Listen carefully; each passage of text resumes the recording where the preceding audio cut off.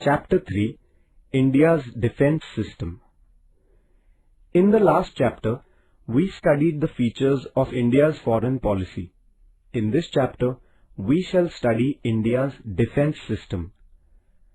When there are conflicts between nations, the territorial integrity and sovereignty of these nations is threatened. Sometimes the conflicts between nations are not resolved peacefully. They may even lead to a war. Therefore, it becomes very important to protect the unity and sovereignty, even the very existence of one's country. For this purpose, every nation has to maintain well-equipped armed forces.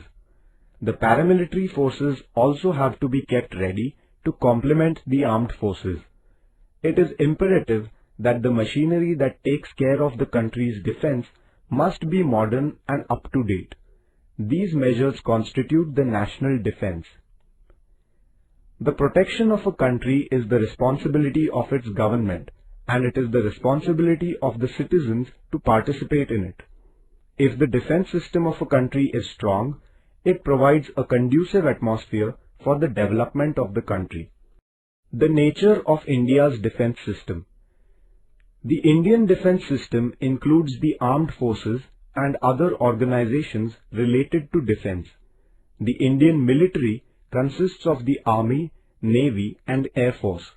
The headquarters of each of these three forces are in New Delhi. The President of India is the head of the Indian Armed Forces.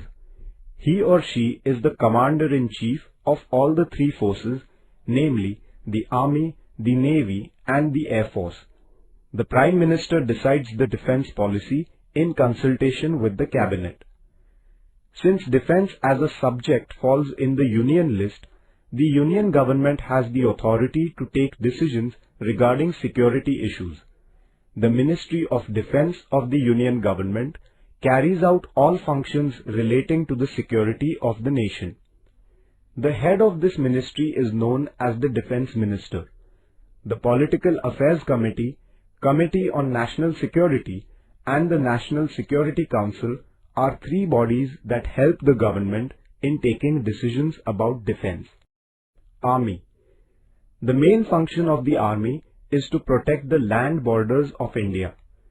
The Army consists of the infantry, artillery, armored corps, etc. The Chief of Army Staff is known as the General. Navy. India has a coastline of about 7,517 kilometers. The responsibility of protecting these oceanic borders lies with Indian Navy. The Chief of Naval Staff is known as the Admiral. Air Force. The Air Force has the responsibility of protecting India's airspace. The Chief of Air Staff is known as the Air Chief Marshal. The chiefs of the three forces are appointed by the President. Training institutes. In order to strengthen and reinforce India's defense system, officers and soldiers are given training. This training helps to increase their level of confidence and efficiency. This training helps them to adopt defense-related skills. Training helps to nurture an attitude of commitment, patriotism and team spirit. Now, many opportunities are available for women too in the Indian Defence Services. There are several training institutes which train officers and soldiers. Some of the important training institutes are the National Defence Academy at Pune, Indian Military Academy at Dehradun, and the National Defence College at Delhi. Paramilitary forces. The forces which help in maintaining internal security, protecting the coastline and assisting the army are known as paramilitary forces. These include the Border Security Force (BSF), Coast Guard, Central Reserve Police Force (CRPF), Rapid Action Force (RAF), etc. The responsibility of the security of important places like railway stations, oil fields and refineries, water reservoirs lies with the paramilitary forces. They also participate in the management of natural or man-made disasters. During peacetime, the paramilitary forces also have the responsibility of protecting the international borders. The Border Security Force has to create a feeling of security among citizens in the border areas, prevent smuggling, and patrol the borders. The Coast Guard has been set up to protect the Indian coasts. It carries out various tasks like providing security to the fishing activity within the Indian maritime borders, preventing smuggling on the sea routes, etc. The Central Reserve Police Force helps the administration in different states in maintaining law and order. Whenever there is a threat to the nation due to bomb blasts, strikes, etc., the Rapid Action Force quickly moves in and brings normalcy to the lives of the people. The National Cadet Corps has been instituted to imbibe discipline and motivation for military training among the students in the country.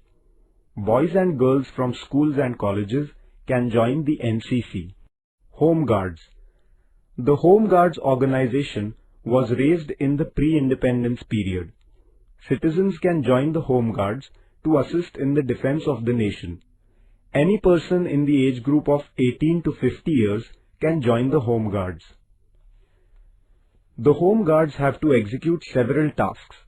They join hands with the police in maintaining public security, providing essential services like supply of milk and water during riots or strikes, regulating traffic, helping people during natural calamities like earthquakes, floods, etc. Citizens and defense. Air raids and missile attacks during wars can devastate entire cities. Transport routes, bridges and dams are destroyed. As a result, civic life is disrupted. At such times, citizens should not panic. In fact, they should not let such situations affect their morale, because their morale and cooperation have a direct bearing on the might of the armed forces. Citizens can play a great role in national defense by supporting the forces. National security is our prime duty. Citizens can shoulder a great responsibility during emergencies if they have some training in civil defense and first aid. Citizens must have elementary information about what precautionary measures are needed during times of emergency. In such situations, malpractices like black marketing, hoarding and smuggling gain strength. There are instances of vandalism and thefts. Citizens must firmly stand up to them at such times. If they cooperate in this way, the security of the country can remain intact. The security of the nation is dependent on the courage and strength of the armed forces and the cooperation and support of the citizens. Citizens must always bear this in mind. The challenges before India's security. In the post-independence period, external forces tried to threaten India's security. There were instances of war between India and Pakistan in 1947-48, 1965, 1971 and 1998. In 1962, China had attacked India. Even today, there are many disputes between India and Pakistan. For example, the Kashmir issue, water sharing dispute, the problem of infiltration, etc.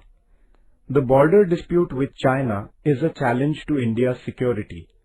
In spite of all this, India has always taken the lead in resolving her disputes with the neighboring countries through peaceful means.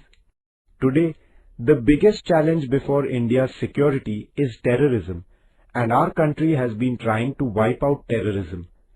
India has been supporting the efforts at the international level to root out terrorism. There is linguistic, religious and regional diversity in India, but we have preserved our unity within this diversity. We must protect and nurture this unity. As a citizen, it is our duty to ensure that while protecting our religious and regional identity, there will be no threat to the unity and integrity of the country.